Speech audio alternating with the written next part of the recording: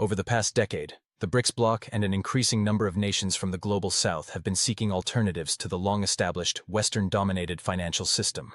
This shift has gained momentum due to structural inequalities, global governance challenges, dependence on the dollar, and vulnerability to external shocks such as changes in U.S. monetary policy and economic sanctions. Many emerging economies now aim to reduce these risks by developing new financial institutions, payment systems, and currency arrangements that align more closely with their interests and offer greater economic sovereignty. The current global financial system, largely shaped by institutions established at the Bretton Woods Conference, reflects the geopolitical realities of the mid-20th century. In 1944, the United Nations Monetary and Financial Conference, held in Bretton Woods, New Hampshire, laid the foundation for rebuilding the global economy after World War II.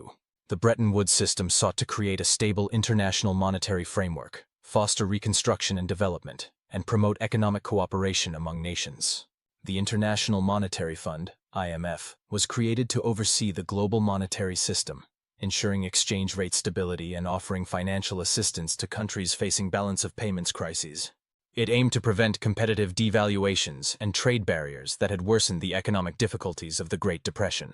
Member countries contributed financial resources to a pool from which nations could borrow to address short-term payment imbalances. The World Bank, initially known as the International Bank for Reconstruction and Development, IBRD, was established to fund the reconstruction of war-torn Europe and promote economic development in underdeveloped regions through long-term loans and technical assistance. While these institutions have played vital roles in global economic recovery and development, their governance structures and operational practices have often been criticized for disproportionately benefiting wealthier economies, particularly the United States and its Western allies. The allocation of voting rights within the IMF and World Bank is based on the financial contributions or quotas of member countries, which gives wealthier nations greater influence. For example, the United States holds the largest voting share, effectively granting it veto power over major decisions. This governance imbalance has often resulted in lending practices and policy recommendations that critics argue are biased in favor of advanced economies. IMF loan conditions, such as fiscal austerity, structural reforms, and trade liberalization, have frequently imposed significant social and economic costs on borrowing countries. These measures are seen by many as exacerbating inequality, undermining public services, and limiting the policy autonomy of emerging and developing nations. Moreover, the dominance of the US dollar as the world's primary reserve and trade currency has given the United States immense power over global finance. This dollar dominance was solidified by the Bretton Woods system, where the dollar was pegged to gold and other currencies were pegged to the dollar. Although the gold standard was abandoned in 1971, the dollar retained its dominant position, becoming the default currency for international trade and financial transactions. This dominance allows the U.S. to finance its deficits by issuing debt in its own currency, a privilege often referred to as exorbitant privilege. The current global financial system, which is heavily influenced by the United States, enables the U.S. to maintain substantial control over international economic transactions. This dominance is particularly evident through mechanisms like sanctions, which serve as powerful tools to restrict the ability of other countries to access global markets. The impact is most sharply felt in emerging and developing economies, where these sanctions often limit their influence in international decision-making processes. Moreover, these nations become highly vulnerable to external economic shocks, especially those triggered by U.S. monetary policies and the flows of capital that originate in the U.S. financial markets. For example, an increase in U.S. interest rates can set off a chain reaction that leads to significant capital outflows from developing economies. These outflows can result in currency devaluations, further destabilizing fragile financial systems, and even leading to full-scale financial crises. This is a reality that many countries in the global south must contend with, as they remain susceptible to the fluctuations in U.S. economic policy. Similarly, U.S.-led sanctions can devastate the economies of targeted nations, forcing them to explore alternative financial systems that fall outside the traditional global framework dominated by Western institutions. In response to these systemic vulnerabilities and imbalances, there have been growing calls, particularly from the global south and other emerging economies, to reform major international financial institutions like the International Monetary Fund, IMF, and the World Bank. These calls reflect a broader desire to reduce reliance on the US dollar, which has long been the cornerstone of global trade and finance. To counterbalance the overwhelming dominance of the US-led financial system, initiatives like the BRICS Bank, officially known as the New Development Bank, NDB, have emerged. Other similar initiatives, such as the Asian Infrastructure Investment Bank, AIIB, are further evidence of efforts to create financial institutions that better serve the interests and needs of developing countries. These developments point to a growing recognition of the need for a more equitable, multipolar financial system that addresses the shortcomings of the existing global financial architecture. By fostering greater inclusivity, such a system could promote global economic stability while simultaneously enhancing cooperation between developed and developing nations. Within the context of these efforts, the BRICS nations, Brazil, Russia, India, China, and South Africa, have voiced increasing concerns about the dominance of the SWIFT system in international financial transactions. Driven by geopolitical, economic, and strategic factors, these nations have called for alternatives to SWIFT that would reduce the vulnerabilities created by its central role in the global financial system. A key issue with SWIFT is its weaponization for political and economic purposes. The most notable example of this occurred when Russian banks were excluded from the SWIFT network following the conflict in Ukraine. This exclusion severely impeded Russia's ability to engage in international financial transactions, underscoring the power that the SWIFT system holds in the global economy. For many nations in the global south, this exclusion served as a stark reminder of their own vulnerability, prompting them to explore alternative systems that would provide greater financial autonomy and resilience. The ability to avoid being subjected to economic sanctions or political manipulation is a primary motivator for these countries to seek alternative financial networks. Another major issue is economic sovereignty. The SWIFT system, as it operates today, often requires transactions to be denominated in US dollars, thereby reinforcing the dollar's dominance in global trade and finance. This exposes countries, particularly those in the global south, to the risks associated with fluctuations in the value of the dollar. In an effort to reduce this dependence, the BRICS countries and other emerging economies have increasingly advocated for a shift away from the US dollar. This includes efforts to promote the use of local currencies in trade among these nations. There has also been discussion about the potential creation of a BRICS-centric payment system, or even a unified currency, that would allow member states to bypass SWIFT and reduce the dominance of the dollar in international transactions. China has taken a leading role in this push, primarily through the development of its cross-border interbank payment system, CIPS. CIPS is seen as a potential alternative to SWIFT, particularly for transactions conducted in Chinese renminbi. CIPS offers countries that trade with China an opportunity to conduct transactions without relying on the US dollar or the SWIFT network, making it an appealing option for those looking to diversify their financial systems. The emergence of these alternatives has also been driven by concerns over the high costs and technical limitations of SWIFT.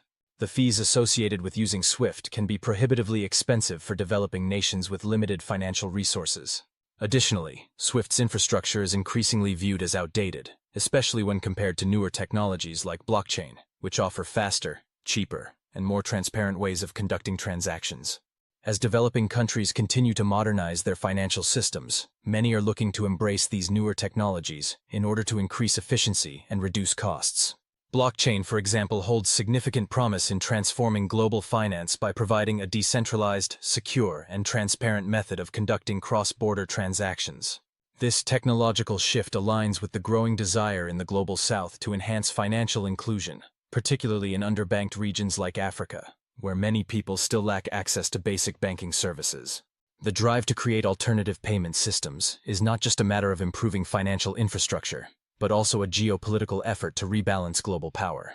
Emerging economies in the global south, along with the BRICS bloc, are increasingly pushing for a multipolar world order, one in which Western dominance in governance and finance is challenged. By developing independent payment systems, these nations can decentralize financial power, strengthen economic ties among emerging economies, and decrease their dependence on Western-dominated financial networks. For instance, after being excluded from SWIFT, Russia expanded its own system for transfer of financial messages, SPFS, which allows it to conduct financial transactions independently. Similarly, China's CIPS has become more integrated with its trading partners, especially in the context of the Belt and Road Initiative, further strengthening China's role in global financial networks. India, while somewhat cautious about fully moving away from the dollar, has expressed support for the increased use of local currencies in trade, particularly within the BRICS framework. South Africa and Brazil have also begun exploring financial networks that are better suited to the unique needs of developing economies, underscoring the widespread desire to reduce reliance on Western-dominated financial systems.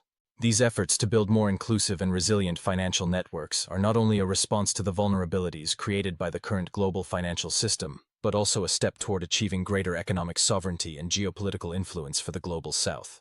In conclusion, the call for alternatives to the SWIFT system and the US dollar reflects a growing demand for a more balanced and inclusive global financial order. Emerging economies, particularly those in the global South, are increasingly exploring new financial systems that can provide greater autonomy, reduce exposure to external shocks, and foster stronger economic ties among themselves. As these initiatives continue to evolve, they have the potential to reshape the global financial landscape, creating a more multipolar and equitable system that better serves the interests of all nations, not just those at the center of the current global economic order. Let's take a brief moment to pause. If you've been enjoying our content, we'd really appreciate it if you could do us a favor. Please hit the like button and share your thoughts in the comments section below. Your feedback and engagement are incredibly valuable to us and help support our growth. By interacting with our videos, you contribute to expanding our reach and allowing us to continue providing insightful content for you. Now let's dive into a very important development that's unfolding on the global stage. BRICS, which stands for Brazil, Russia, India, China, and South Africa, has been steadily advancing its efforts to create alternative financial systems that reduce dependency on traditional Western-dominated structures. This has become a key focus for the group, as they explore ways to reshape the global financial landscape. One of the cornerstones of BRICS' strategy is the New Development Bank, NDB, which was established in 2015. Since its inception, the NDB has approved 98 major infrastructure and sustainable development projects, amounting to a remarkable $33 billion. These projects span a wide variety of sectors, including clean energy, transportation, water management, urban development, and digital infrastructure. By undertaking these projects, BRICS aims to provide an alternative to established institutions like the World Bank and the International Monetary Fund, IMF, which have traditionally dominated global financial affairs. But BRICS' initiatives go far beyond just financing projects. The group is also actively working on diversifying international payment systems. A key aspect of this is the creation of an intrabank payment framework, designed to facilitate cross-border transactions in the local currencies of its member states. This initiative seeks to reduce the dependency on the US dollar for global trade settlements, which has been the norm for decades. By minimizing the reliance on the dollar, BRICS aims to protect its member nations from potential vulnerabilities caused by global financial volatility and sanctions imposed by the West. As of August 2024, these discussions have intensified. Technical working groups within BRICS are exploring the development of a digital payment mechanism that could offer greater interoperability between national financial messaging systems. This move represents a significant step toward reducing reliance on traditional financial institutions and facilitating smoother, more efficient cross-border transactions among BRICS nations. However, not everyone is on board with these efforts. Former President Donald Trump has issued a stern warning to the BRICS nations regarding their attempts to reduce the dominance of the US dollar in global trade. He threatened to impose 100% tariffs on BRICS countries if they proceed with efforts to create or support an alternative currency to the dollar. Trump made it clear that any country attempting to replace the US dollar in international trade would face severe economic consequences, potentially jeopardizing their relationship with the United States. This warning comes at a time when the BRICS bloc is engaged in serious discussions about how to minimize its reliance on the dollar, a process known as dollarization. Among the ideas being considered is the use of local currencies for trade between BRICS countries, and even the possibility of creating a unified BRICS currency. These initiatives are designed to enhance financial sovereignty within the group and mitigate the impact of U.S. economic sanctions, which have been a persistent concern for some member nations. The Kremlin, however, has criticized Trump's stance. Dmitry Peskov, a spokesperson for the Russian government, suggested that efforts to coerce countries into using the dollar could backfire and accelerate the global shift toward alternative currencies. Peskov pointed out that the dollar's dominance as the world's reserve currency is already diminishing, with more and more countries opting to use their national currencies for international trade. In fact, a significant development took place in mid-2024 when Russia and Iran integrated their financial messaging systems, linking Russia's PSBFS with Iran's IPS network. This integration allows for direct financial transactions between the two countries, bypassing not only the US dollar, but also international systems like SWIFT. As a result of this integration, financial transactions between Russia and Iran can now be settled directly in their respective national currencies, the Russian ruble and the Iranian rial. This not only reduces transaction costs, but also strengthens both countries' resilience against US-led financial sanctions. According to reports, over 60% of Russia's bilateral trade with Iran is now settled using these national currencies. The trade volume between the two nations has surged, growing by approximately 15% over the past year, reaching $4.6 billion, with plans to increase that figure to $8 billion annually in the near future. This payment integration is also extending to greater convenience for businesses and individuals. Russian banks, such as VTB, now facilitate direct money transfers between the two countries, and mutual acceptance of bank cards further simplifies commerce and travel. This bilateral model is being hailed as a potential blueprint for other BRICS countries and could encourage similar partnerships among other member states or even countries aspiring to join the bloc. In recent years, intra-BRICS trade has grown significantly, highlighting the strengthening economic ties between these nations. In 2023, BRICS's total trade volume reached approximately $422 billion, reflecting the deepening relationships within the group. A notable example of this growth is the trade relationship between China and Russia, which reached a record $240 billion in 2023, representing a 26.3% increase from the previous year. This surge in trade was largely driven by a 46.9% rise in Chinese exports to Russia, while imports from Russia to China grew by 133%. Similarly, trade between China and Brazil has remained strong, with the two nations enjoying a healthy exchange of goods. In 2022, their bilateral trade totaled $165.7 billion, with Brazil exporting commodities like soybeans and iron ore, while China exported technology, machinery, and consumer products to Brazil. While economic benefits are central to these initiatives, many analysts argue that the primary motivation behind BRICS expansion and financial innovations is political. The group is actively working to increase its membership and build stronger ties with emerging economies. BRICS aspires to serve as a counterbalance to the G7 nations: Canada, France, Germany, Italy, Japan, the UK, and the US, in shaping global norms and policies. These shifts are part of a broader, long-term trend towards multipolarity in global affairs, which includes not just BRICS, but also other organizations like OPEC, the Shanghai Cooperation Organization, SCO, Mercosur, and the African Union. Together, these groups advocate for a more inclusive and diverse world order, where no single country or currency dominates global trade and diplomacy. Over time, this trend could result in a more decentralized financial infrastructure and a geopolitical environment that better reflects the diverse range of economic interests across the world. It's clear that the BRICS nations are playing an increasingly important role in shaping this new global order. That's all for today's video. Thank you for joining us and taking the time to watch. We truly appreciate your support. If you found our content insightful or thought-provoking, please consider liking this video and subscribing to stay updated with our future content. Your support means the world to us, and it helps us continue to create valuable content for you. Don't forget to check out another video from our channel, which is now on your screen.